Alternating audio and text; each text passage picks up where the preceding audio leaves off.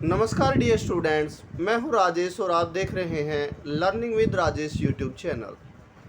Dear students, हमने हरियाणा दलीय शिक्षा बोर्ड भिवानी द्वारा निर्धारित पाठ्यक्रम में +2 क्लास से ज्योग्राफी का लेसन 1 स्टार्ट किया था।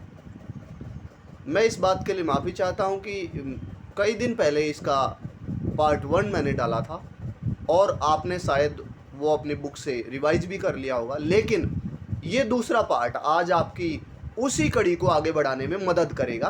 पहले पार्ट में हमने मानव भूगोल का अर्थ जाना, उसके बाद जाना कि मानव भूगोल के क्षेत्र कौन कौन से हैं, अर्थात उप विषय कौन कौन से हैं, जिसमें हमने जाना कि सांस्कृतिक भूगोल, आर्थिक भूगोल, औद्योगिक भूगोल, सैन्य भूगोल के बारे में हमने उस दिन जाना था।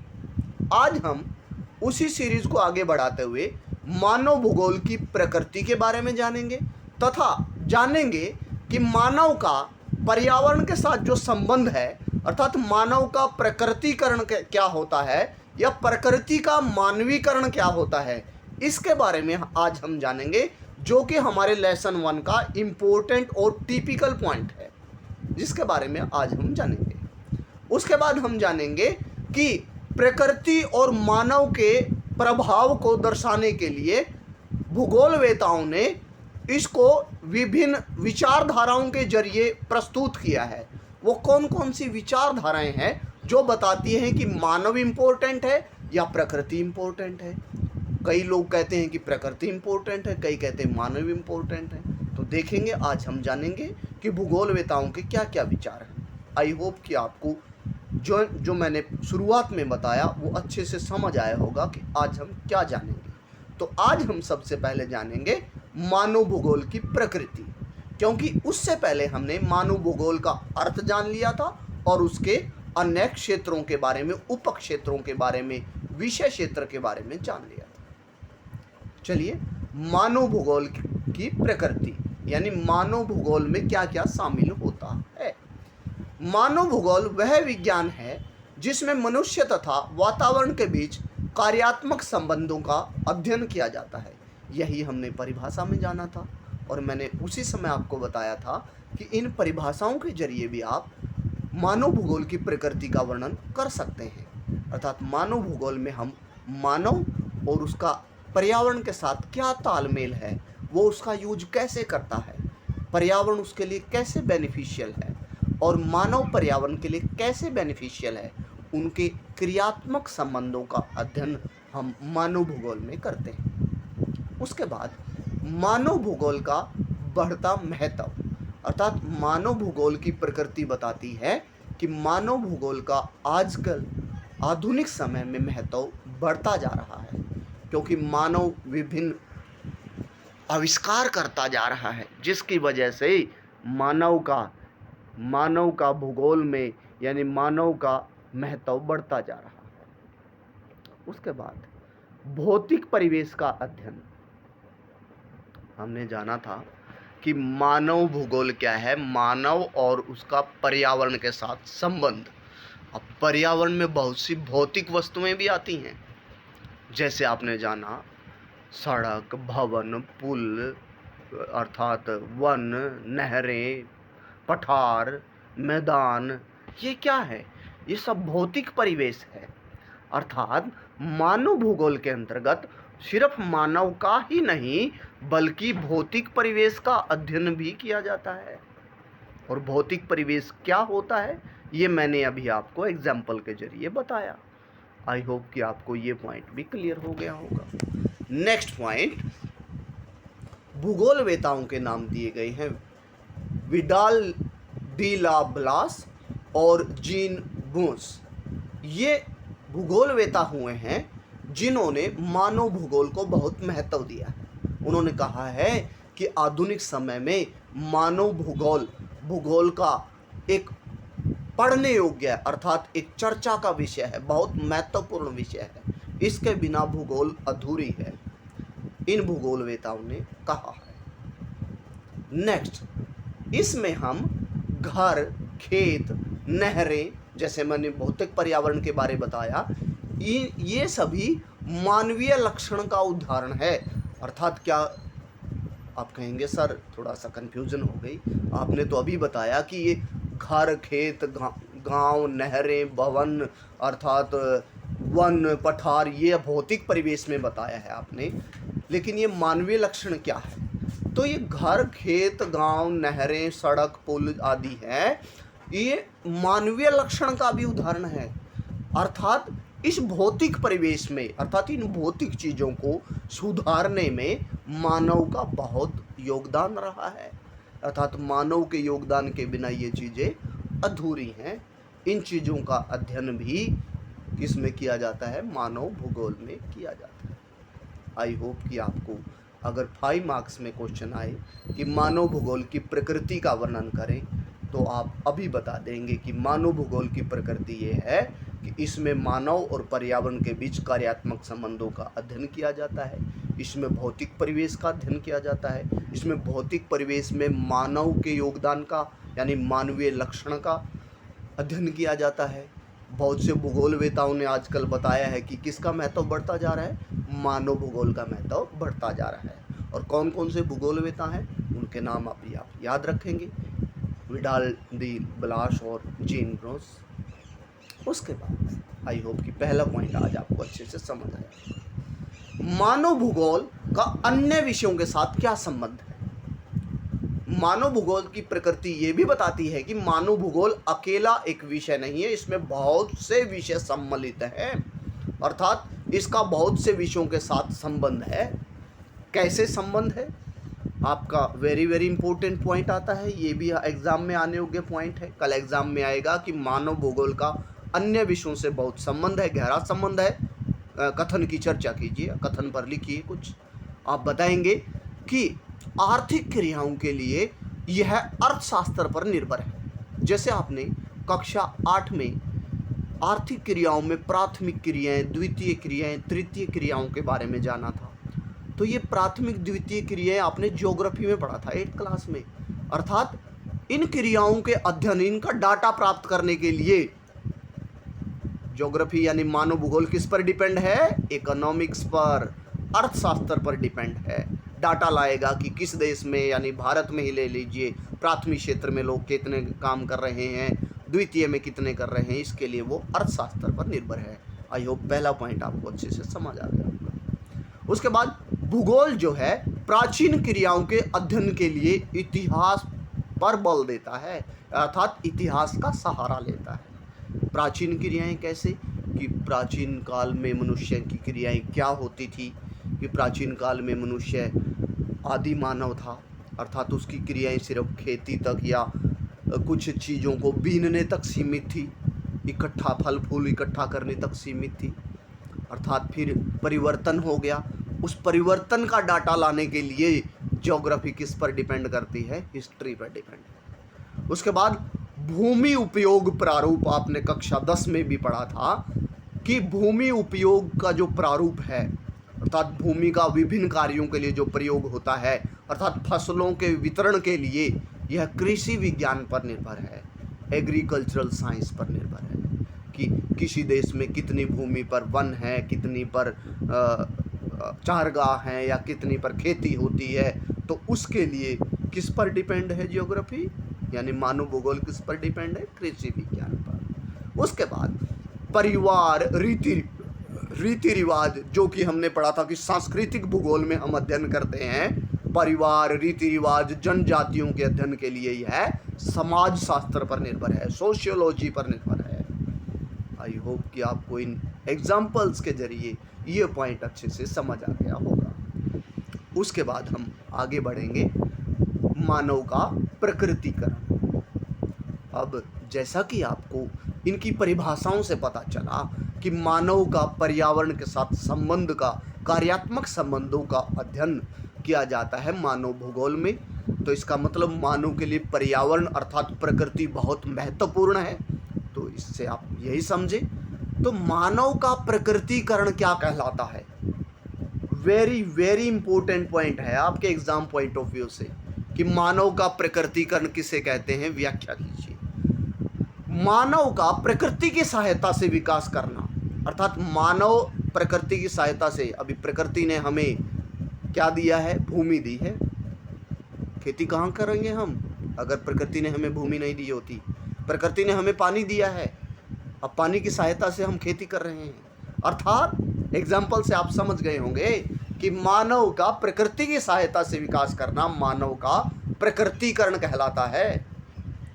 उदाहरण के लिए घर्षण व ऊष्मा की संकल्पना से अग्नि का आविष्कार, और हम और गहराई में जाते हुए कि मानव ने प्रकृति की सहायता से कैसे विकास किया है, उदाहरण आपके सामने है कि घर्षण और ऊष्मा की संकल्पना से, यानी हमने जाना था कि आदि मानव जो घर्षण करता था, पत्थरों को घिसाता था, पत्थर कहाँ से मिले उसे? प्रकृति से मिले। अर्थात प्रकृति की सहायता से उसने क्या किया? अग्नि तक का आविष्कार कर लिया। अर्थात कहने का मतलब है चाहे उसने आविष्कार किया हो लेकिन हेल्प किसके लिए है? प्रकृति की हेल्प ली है। आई होप कि अब आप नहीं भूलेंगे। उसके बाद प्रकृति की सहायता से अनेक परिवर्तन उन्होंने किए हैं। प्रकृति की सहायता से ही उन्होंने अग्नि पहले देखो ऐसे जलाई, फिर उन्होंने प्रकृति की सहायता से ही पेड़ पौधे उगाए, पेड़ पौधों की मदद से वो दिया सलाई बनाने लगे। यानी कहने का मतलब है चाहे कोई एग्जाम्पल आप ले लीजिए, प्रकृति की सहायता से उन्होंने अपना और विकास किया है, चाहे किसी प्रकार का भी विकास किया। तो प्रकृति की सहायता से विकास करना प्रकृति करना है, यह आपको समझ आ गया है मानव का प्रकृति। उसके बाद प्रकृति का मानवीकरण। अब ये दो अलग अलग तथ्य हैं, इनमें कंफ्यूज नहीं होना है। अब अगला पॉइंट है प्रकृति का मानवीकरण, अर्थात मनुष्य का प्रकृति पर प्रभाव। पहले पॉइंट में तो आपने जाना था कि मनुष्य का प्रकृतिकरण का मतलब है प्रकृति का मानव पर प्रभाव, अर्थात प्रकृति की सहायता से मानव बढ़ता है। अब मनुष्य की वजह से जब प्रकृति बढ़ती है या प्रकृति पर कोई इफेक्ट पड़ता है तो उसे क्या कहा जाता है? प्रकृति का मानवीकरण कहा जाता है। आई होप कि अब आपको ये पॉइंट अच्छे से समझ आ गया। अब हम इसके बारे में भी जानेंगे कि मनुष्य का प्रकृति पर क्या क्या प्रभाव पड़ा है। आगे बढ़ते हैं। मनुष्य का प्रकृति पर प्रभाव बढ़ा है या उस विचारधारा को क्या कहा गया है? यानी बहुत से भूगोलवेताओं ने मनुष्य का प्रकृति पर प्रभाव और प्रकृति का मनुष्य पर प्रभाव, इसको लेकर के अलग अलग विचारधाराएं प्रस्तुत की हैं, उन्हें अलग अलग नाम दिया है, जिसके बारे में अभी हम अध्ययन करने जा रहे हैं। तो पहली विचारधारा दी है निश्चयवाद। भूगोलवेताओं का मानना है कि पर्यावरण पहले नंबर पर आता है तथा मनुष्य दूसरे नंबर पर आता है, यह है निश्चयवाद। तो मैंने बिल्कुल इजी तरीके में आपको समझाने की कोशिश की है, तो आप इसे लाइन में क्या लिखेंगे कि निश्चयवाद के अनुसार पर्यावरण का मनुष्य पर प्रभाव पड़ता ही पड़ता है, जिस वजह से मनुष्य अपना विकास करता है। और इस विचारधारा यानी निश्चयवाद के समर्थक कौन कौन से भूगोलवेता हैं? रेजटेल, जिसकी परिभाषा से हमने पाठ की शुरुआत की थी, हम्बोल्ट और हटिंगटन। अब ये क्वेश्चन आप कहेंगे sir objective type question, very very important, कल आपसे एग्जाम में पूछा जाएगा कि कौन कौन से इनमें से कौन निश्चयवाद के समर्थक हैं। उसके बाद ये विचारधारा जर्मन विचारधारा है, यानी जर्मनी से पैदा हुई विचारधारा है। इन भूगोलवेताओं ने जर्मनी से इस विचारधारा को पैदा किया कि पर्यावरण का मनुष्य पर प्रभाव पड़ता ही पड़ता है, उसके बिना मनुष्य का विकास नहीं हो सकता। इसे निश्चयवाद कहते हैं। आई होप कि आपको समझ आ गया। अब एग्जाम में सीधा ये भी आ सकता है निश्चयवाद पर टिप्पणी लिखो या नोट लिखो, या फिर आ सकता है निश्चयवाद और संभववाद में अंतर बताओ। अब संभववाद क्या है अगले बारी में जानते हैं हम। संभववाद, अब संभववाद कहता है कि मानव पहले है, पर्यावरण बाद में आता है, अर्थात मानव इंपॉर्टेंट है, दूसरे नंबर पर आता है पर्यावरण। तो मानव अगर प्रयास ना करे तो पर्यावरण तो कुछ भी नहीं है उसके सामने, ये कहता है संभववाद। अब याद करने के लिए कई बच्चे अब कंफ्यूज हो जाएंगे, सर एक दो ट्रिक तो बता दीजिए। अब मानव ने ही संभव बनाया है सब कुछ, ये याद रख लीजिए। संभववाद कहता है कि मानव ही सब कुछ है, मानव ने ही संभव बनाया है। पर्यावरण तो बाद में आता है। अब इसके समर्थक कौन कौन है? ब्लास और फ्रेबवे, ये प्रमुख भूगोलवेता संभववाद के समर्थक हैं। और विचारधारा कैसी है? ये फ्रांसीसी विचारधारा है। ऐसे नोट्स आपको नहीं मिलेंगे, गाइड में आपको रटना पड़ेगा, इसलिए आप इनको 3-3 पॉइंट में लिखिए। 3 नंबर में आओ, 5 नंबर में आओ, तो आप इसे लिखेंगे कि ये विचारधाराएं कैसी हैं। आई होप कि अब आप भूलेंगे नहीं। एक और विचारधारा भूगोलवेताओं ने बताई है, नवनिश्चयवाद। नवनिश्चयवाद का प्रमुख वाक्यांश क्या है? रुको तथा जाओ। अब ये विचारधारा क्या कहती है? ये विचारधारा कहती है कि दोनों ही इंपॉर्टेंट हैं। आपने निश्चयवाद में जाना था कि पर्यावरण इंपॉर्टेंट है, फिर मानव आता है। संभववाद में आपने जाना कि मानव पहले आता है, पर्यावरण बाद में आता है। लेकिन नवनिश्चयवाद कहता है कि दोनों ही इंपॉर्टेंट हैं, दोनों ही पहले नंबर पर आते हैं। पर्यावरण नहीं तो मनुष्य क्या करेगा, मनुष्य नहीं है तो पर्यावरण क्या करेगा। यानी कहने का मतलब है इस विचारधारा में दोनों को महत्व दिया गया है। और इसके प्रमुख समर्थक हैं Griffith Taylor. Griffith Taylor. I hope कि आपको ये पॉइंट बहुत अच्छे से समझ आ गया होगा कि मानव के प्रकृतिकरण के संबंधित कौन कौन सी विचारधाराएं भूगोल में पढ़ी जाती हैं। अब 2 प्रकार का भूगोल और होता है, यानी भूगोल आपने मानव भूगोल पढ़ा है। अब मानव भूगोल के अंतर्गत क्रमबद्ध भूगोल तथा प्रादेशिक भूगोल का भी अध्ययन किया जाता है। अब आप कहेंगे सर इतने भूगोल तो हमने पहले ही पढ़ लिए हैं, सांस्कृतिक भूगोल, आर्थिक भूगोल। अब ये और उसके उपक्षेत्र हैं, क्रमबद्ध भूगोल और प्रादेशिक भूगोल। वेरी वेरी इंपॉर्टेंट पॉइंट है 5 नंबर के क्वेश्चन के लिए आपका, ये 5 मार्क्स के लिए बिल्कुल, कि क्रमबद्ध भूगोल तथा प्रादेशिक भूगोल में अंतर बताइए। अब आप बताएंगे कि क्रमबद्ध भूगोल जो है इसमें विशिष्ट तत्वों का वर्णन किया जाता है। विशिष्ट, स्पेसिफिक। स्पेसिफिक कैसे? मान लो एक मिट्टी का अध्ययन करें, हम जल का अध्ययन करें, फसलों के वितरण का अध्ययन करें, अर्थात कहने का मतलब है सिर्फ एक विशेष तत्व पर ध्यान देता है क्रमबद्ध भूगोल, सिस्टेमैटिक जियोग्राफी। और इसमें राजनीतिक तत्वों का अध्ययन किया जाता है। राजनीतिक, जैसे आपने राजनीतिक मैप के बारे में जाना था कि एक स्टेट का दूसरे स्टेट के साथ संबंध, अर्थात इसमें राजनीतिक तत्वों का अध्ययन किया जाता है। और उदाहरण जैसे जलवायु, जैसे मैंने बताया, जैसे मिट्टी, जैसे जल, जैसे फसलों का वितरण। तो अभी आप समझ गए होंगे कि क्रमबद्ध भूगोल में क्या अध्ययन किया जाता है। आई होप कि आपको पॉइंट क्लियर हो गया होगा। नेक्स्ट, प्रादेशिक भूगोल। इसमें सभी भौगोलिक तत्वों का अध्ययन किया जाता है, सभी तत्वों का। जैसे कि एक हरियाणा लगा लीजिए, प्रादेशिक भूगोल में एक स्पेसिफिक एरिया जो है उसका अध्ययन, जैसे हरियाणा हो, कोई भी एरिया का अध्ययन किया जाता है प्रदेश का। प्रादेशिक इसलिए कहा गया है। इसमें सभी भौगोलिक तत्वों का, चाहे वो वर्षा है, जल है, तापमान है, यहाँ वहाँ का वन संपदा है, सभी चीज़ों का अध्ययन किया जाता है। इसमें प्राकृतिक तत्वों के आधार पर प्रदेशों का निर्धारण किया जाता है। प्राकृतिक तत्व अर्थात उस प्रदेश में कौन कौन से प्राकृतिक तत्व पाए जाते हैं, जैसे कि वन, पठार, पर्वत, मिट्टी के प्रकार, ये सभी क्या हो गए? प्राकृतिक तत्व है। तो प्राकृतिक तत्वों के आधार पर इसमें प्रदेशों का निर्धारण किया जाता है कि हरियाणा में कौन कौन से प्राकृतिक तत्व ज़्यादा पाए जाते हैं, पंजाब में कौन से ज़्यादा पाए जाते हैं, या फिर किस राज्य में कम पाए जाते हैं, या किस राज्य में ज़्यादा पाए जाते हैं। आई होप कि आपको प्रादेशिक भूगोल का कंसेप्ट भी समझ आ गया। तो एक बार चलते चलते थोड़ी सी रिवीजन इन्हीं की हो जाए कि क्रमबद्ध भूगोल में विशेष तत्वों का अध्ययन किया जाता है, इसमें सभी तत्वों का अध्ययन किया जाता है प्रादेशिक भूगोल में, और ये राजनीतिक तत्वों का अध्ययन करती है। प्रादेशिक भूगोल भौगोलिक तत्वों का अध्ययन करती है। इसमें जैसे एक ही पॉइंट का अध्ययन किया जाता है, जैसे जलवायु, और इसमें पूरे प्रदेश के प्राकृतिक तत्वों का अध्ययन किया जाता है, और अध्ययन के आधार पर राज्यों का निर्धारण किया जाता है। आई होप कि आज का सेशन आपको अच्छा लगा हो।